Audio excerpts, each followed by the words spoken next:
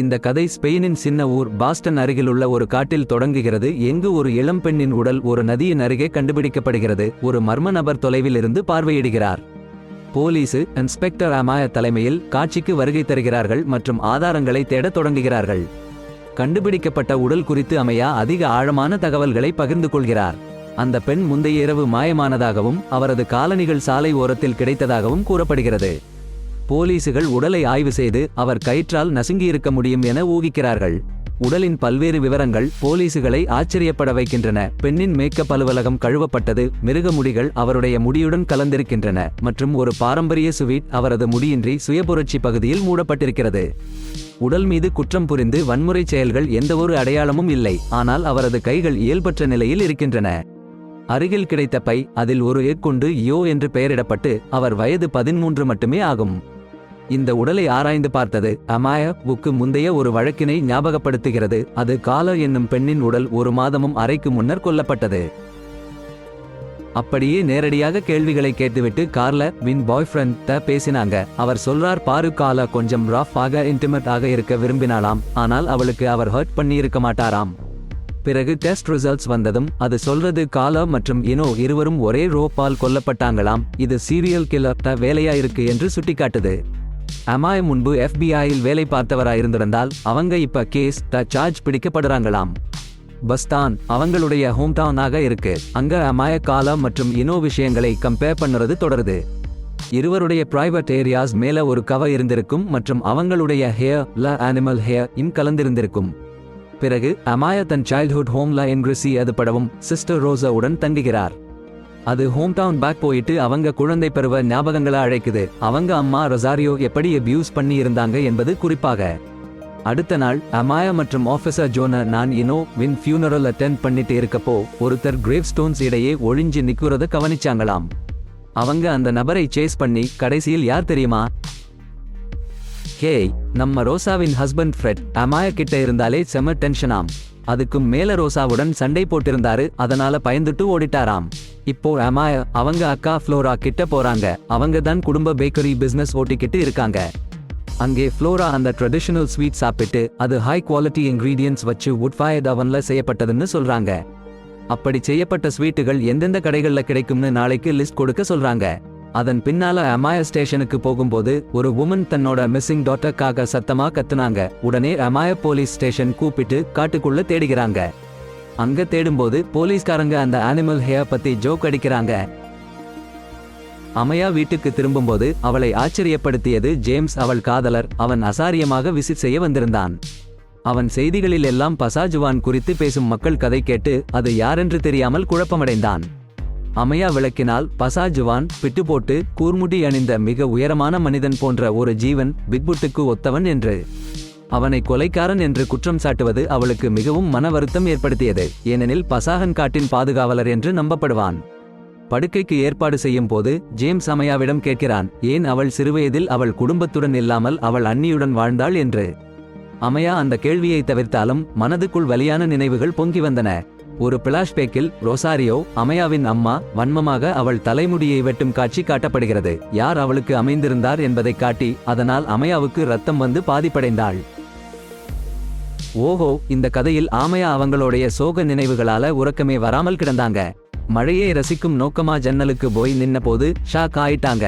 ஒரு பெண் பள்ளி பருவத்து பொண்ணு பாலத்தில் நின்னு காட்சி தந்தாங்க. ஆமையா அதை பார்த்து ஓடினாங்க. ஆனா போய் சேர்ந்தப்போ பொண்ணு மாயமாய் மறைஞ்சிட்டாங்க. பட்டிரோல் அணியை கூப்பிட்டு ஊரெல்லாம் தேடினாங்க, ஆனா குறியே கிடைக்கல. மறுநாள் அந்த ஜோனா ஆபீசரோட காலை உணவை சாப்பிட்டுட்டு கிளுகிளுப்பா பிளான் போட முடியாதா சொல்லிக்கிட்டாங்க. அப்போதான் பிடித்த திகில். டிடெக்டிவ் மோனிஸ் அவரோட பிளோராவோட வந்து சேர்ந்தாங்க. அப்புறம் ஒரு டெலிவரி மேன் சாலையில ஒரு ஜோடி ஷூஸ் கண்டுபிடிச்சாங்க. காவல்துறை சீண்டு பார்த்தாங்க. அன் என்ற பெண்ணின் உடலை அதே நிலையில கண்டுபிடிச்சாங்க.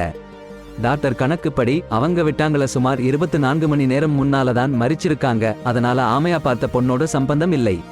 பின்னாலே ஜோனா. அட, நான் சொல்ல போற இந்த கதை கேட்க ஆச்சரியம் தெரியும். அன் பெற்றோர் வீட்டில் அமைய மற்றும் ஜோனா கேள்விகள் கேட்க போகும்போது என்ன கண்டுபிடிக்கிறாங்க தெரியுமா? ஒரு ரெட் கோட், அதுல பாக்கெட் ஃபுல் ஆஃப் வால்நட்ஸ். அதுதான் கதை முதல்ல ட்விஸ்ட். அப்புறம் அன் கம்ப்யூட்டர் செக் பண்ணும் போது ஒரு folder full of teenager nude pictures. அம்மா சாமி, என்ன ஒரு ஷாக். பின்ன அந்த ஆட்டோப்சி ரிப்போர்ட் பாருங்க. அண்ணன் கைகள் புதுசா ஒரு ஸ்டில்ல வைக்கப்பட்டிருக்கு, மற்ற விக்டிம்ஸ்களை போல. அந்த மேக்கப் எல்லாம் அகற்றப்பட்டு சுத்தமாக இருக்கு. அமாயா சிந்திக்க ஆரம்பிக்கிறா, கில்லர் ஒரு ரிச்சுவல் பண்றார் போல. வர்ஜன் மைன் இமாகல இருந்து அந்த ஹேண்ட் பொசிஷன் எல்லாம் ஒப்பிடுறா. இந்த விக்டிம்ஸ் ரிவர்ல கண்டுபிடிச்சதை யோசிக்கும் போது அவங்க சின்ஸ் வாஷ் அவே பண்ண விரும்பி இருக்கலாம். பிற்பகல்ல அன் சில்கு ஜோனா மற்றும் அமாயா சென்று அவள் ஃப்ரெண்ட்ஸ்ட பேசினாங்க. ஒரு கேர்ள் சொல்லுச்சு, ஆனி வெளியில் இன்னோசன்ட் போல நடிக்கிறா, ஆனால் சீக்ரெட்லி ஒரு மேரிட் மேன் இன்வால்வ் இருந்தாளாம். அம்மோ, என்ன ஒரு ட்விஸ்ட் சொல்லுறீங்க. இரவு அமாயா வீட்டுக்கு திரும்பி அந்த வால்நட் ஒன்னு கீழே விழுந்துச்சு. இங்கிரிசி அப்போ சொல்லுச்சு, வால்நட்ஸ் விச்சஸ் பவர் சின்னம். ஆமாம். ஆஹா, இந்த கதையில இன்னும் என்ன என்ன நடக்க போகுதோ. அமாயாவின் அறையில் அவளுக கீ பெண்டன்ட் கிடைக்க மற்றொரு வலி நிறைந்த நினைவு தூண்டப்படுகிறது. பின்னர் சீன் அது பிளாஷ்பேக்கு மாறுகிறது. அமாயாவின் ஹேர் கட் மோசமாக இருந்தது. அவளுக்காக அவள் அப்பா அவளுக்கு பணம் கொடுக்கிறார். அவள் அம்மா அந்த பணத்தை எடுத்துக்கொள்ளாமல் இருக்க அவன் அவளுக்கு ஒரு ஊழியர் சாவியை கொடுக்கிறார், பணத்தை மறைக்க. அந்த இரவு அவள் அம்மா அவளை பக்கரியில் பிடித்து கேலி செய்து அவளை விட்டுவிட்டு ஒரு வால்நட் பெட்ரூம் டபுள் வைக்கிறார்.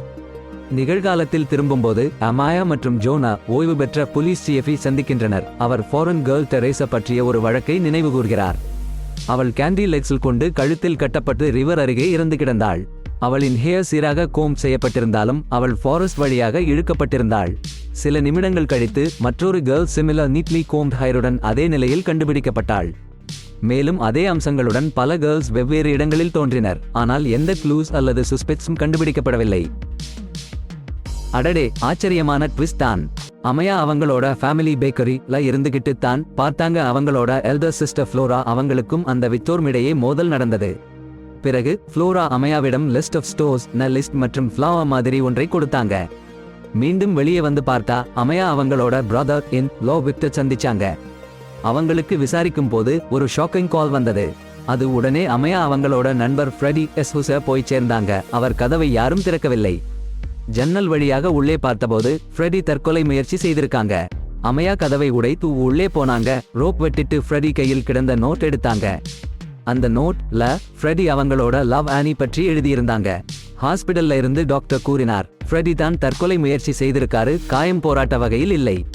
பிறகு அமையா அந்த நோட் அவங்களோட சிஸ்டர் ரோசாரா கிட்ட காட்டினாங்க. அவங்க சொன்னாங்க, ஃப்ரெடி யாரோட ரகசியமா சந்திப்பு இருந்திருக்காரு என்று தெரியும், ஆனால் அவர் கொலைகாரர் இல்லை என்று நம்புகிறார். அடுத்து அமையா என்ன செய்ய போறாங்க என்பதை காணலாம். அடடா, ஃப்ரெடியை முதலில் கவனிக்காமல் இருந்த அவரது நண்பன் ஃப்ரெடி ஒரு சீரியல் கில்லிங்கில் சந்தேக நபர் என்று கேள்விப்பட்ட பின்னர் தானாக எழுந்து உறுதி செய்கிறார் அந்த கொலை நடந்த நெருங்கலில் ஃப்ரெடி கூட இருந்ததாக. அந்த நாள் அவனை ஒரு கொண்டு போயிருந்தார். ஆனால் ஃப்ரெடியின் நடத்தை ரொம்ப விசித்திரம். ஒரு பெண்ணை தொடர்ந்து அழைத்து பேச முயற்சித்தும் அவள் அவனை கவனிக்கவில்லை. இதனால் அவன் கோபத்தில் மிரரை உடைத்து தனது கையையே காயப்படுத்திக் கொண்டான். அது எவ்வளவு மோசமான காயம் என்றால் உடனே ஹாஸ்பிட்டல் ஓடிப்போய் ஸ்டிச்சர்ஸ் வாங்க வேண்டிய நிலைமை வந்துவிட்டது. மறுநாள் மாயர் ஆனியின் ஃபியூனரல் செல்லும் போது திடீர் என அங்கு ஃப்ளோரா வந்திருப்பதைக் கண்டு அசந்து போயிற்று. திடீரென ஒரு போலீஸ் ஆபீசர் வந்து மாயாவை மத்தியில் நிறுத்தினார். ஏனென்றால் வேறொரு பெண்ணான ஜோயானா காட்டில் உள்ளார்ந்த வீட்டில் இறந்து கிடக்க கண்டுபிடிக்கப்பட்டார். ஜோயானா தனியாக ஓடிவரக்கூடிய தன்மை கொண்டவர். அவள் மாயமானதை அவள் தாய் கூட சட்டென ரிப்போர்ட் செய்யவில்லை. மருத்துவர் கணக்கின்படி அவள் ஒரு வாரமாக டெட் இருக்கிறார். ஜோயானாயின் பாடி ஒரு ஆம் இல்லாமல் அவளது ஃபேஸ் முழுவதும் காயங்களுடனும் ஹேண்ட் ஆல் ஸ்ட்ராங்கிள் செய்யப்பட்டு இருப்பது போல் தெரிகிறது. உள்ளே நுழைய முன்பு வசீகர மரங்களின் இடையே ஒரு நிழல் பாய்ச்சல் காணப்பட்டது. அமாய தடவி வெளியே பாய்ந்து அங்கு ஒன்றும் காணப்படவில்லை. ஆனால் மிகுந்த ஆச்சரியம். மீண்டும் ஸ்டேஷன் திரும்பும் போது ஜோயானாவின் தாயார் வந்து அவர்களை அதிர்ச்சியில் ஆழ்த்தினார். ஜேசன் தன் மனைவியை கொலை செய்ய ஜோயானா உடன் பிறந்து வளர்ந்த மிகவும் அழகான பெண். ஜேசன் அவளது அழகு மீது மிகவும் காதல் கொண்டு தன் கை நீட்டினார். ஜோயானா மறைந்தபோது ஜேசன் தன் போனில் டிராக்கர் நிறுவியதாக கூறினார். இது சந்தேகத்துக்குரியது. அதேவேளையில் அமாய ஜோனா உடன் சந்தித்தார். அவர் இதுபோன்ற 7 சம்பவங்களை கணித்து விளக்கினார். இந்த வழக்குகள் எதிலும் அரெஸ்ட் நடைபெறாத, ஆனால் இப்போது அமாயா மற்றும் ஜோனா ஒரு பெரிய பேட்டர்ன் கண்டுபிடிக்க நம்பினார்கள். இது பெர்பட்ரேட்டர் எங்களை மிகுந்த ஆர்வத்துடன் காத்திருப்பதாக உணர்த்துகிறது. முதலில் 14 வருடங்கள் முன்பாக டெரேசா என்ற ஃபாரின் பெண் மரணமடைந்து கண்டுபிடிக்கப்பட்டாள். அவளுடைய உடலை கண்டேன். அதில் கேண்டீஸ் இருந்துச்சு.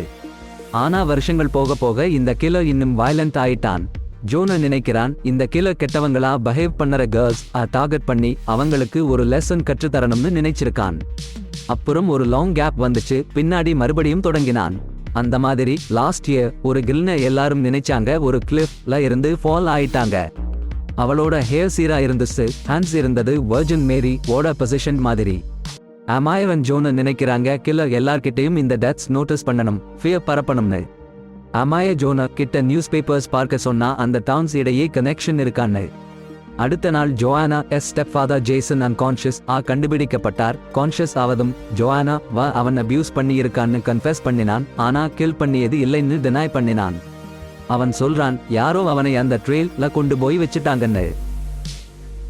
அமயாவுக்கு ரேஞ்சர் ஒரு விசித்திரமான அனுபவத்தை பற்றி சொன்னார். காட்டில் ஒரு விசில் சத்தம் கேட்டு ஒரு ஷாடோவி ஃபிகர் ஒரு பேக் உடன் ஒரு சவக்குள் போனதை பார்த்தாராம்.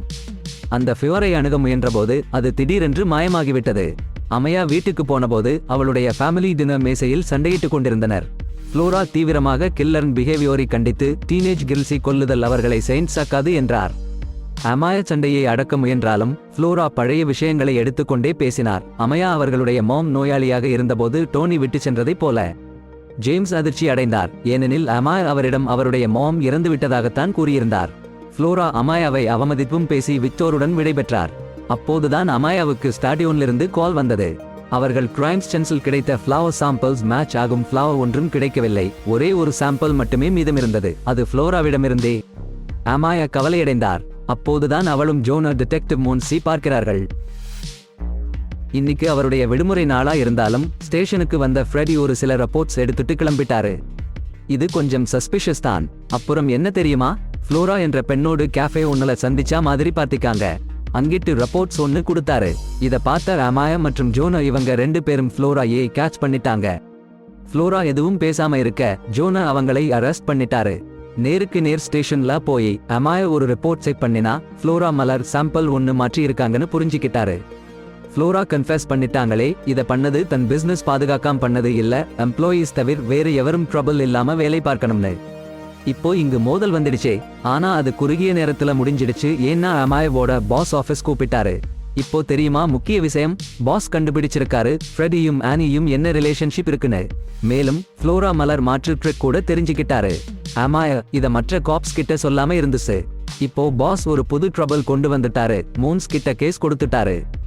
அமாய மோன்ஸ் மற்றும் ஃப்ளோராவோடு சேர்ந்து பண்ணிக்கிட்டு இருக்காங்கன்னு சொன்னாலும் பாஸ் அத நம்பல.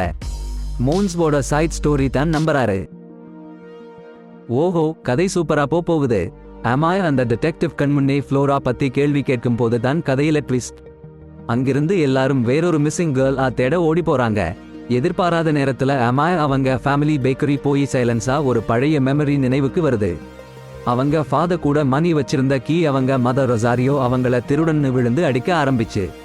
போனா சீனுல ஃபாதர் வந்து பேக்கரியில அவங்கள காப்பாத்தி ஹாஸ்பிட்டல் ஓட்டிட்டு போகுது. அங்கு டாக்டர் சொல்றாரு அமைய போராடி நின்னதால தான் ஃப்ளவர்ல இருந்து பிழைத்தார்னு. இதுல அவங்க மதர் இன்னும் அடிக்க ட்ராயிங் பண்ணிருக்காங்க. பின்னாடி அமைய அவங்க ஆண்ட் கிட்ட கிரை போகுது.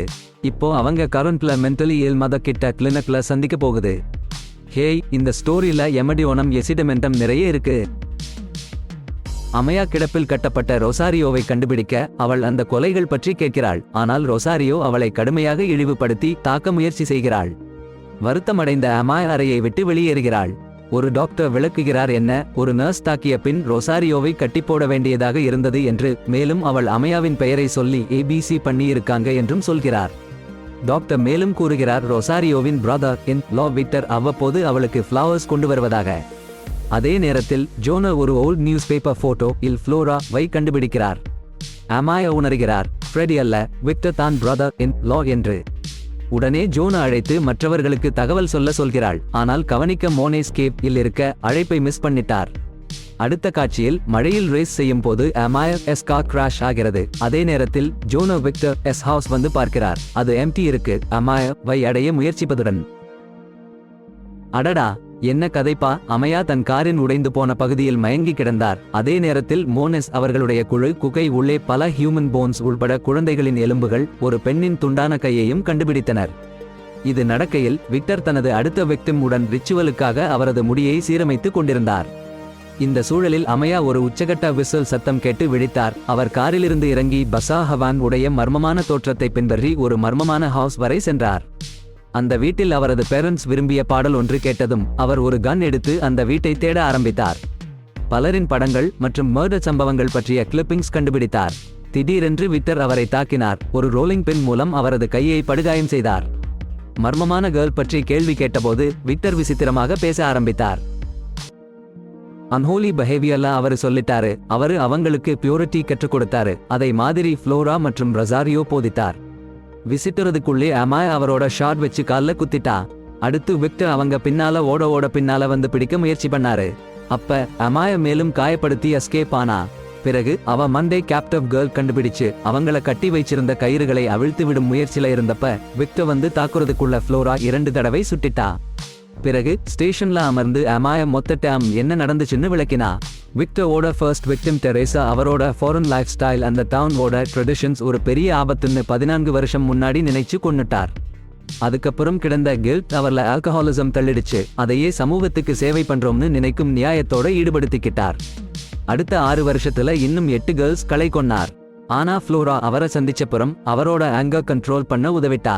அவங்களுக்கு 7 வருஷம் மேரேஜ்ல இருந்தப்ப யாருமே விக்டர் கொலை பண்ணலை. ஆனா ஃப்ளோராவோட டிவோர்ஸ் ஆன பிறகு விக்டர் முந்தைய கொடூரமான வழியில திரும்பி வந்துட்டாரு.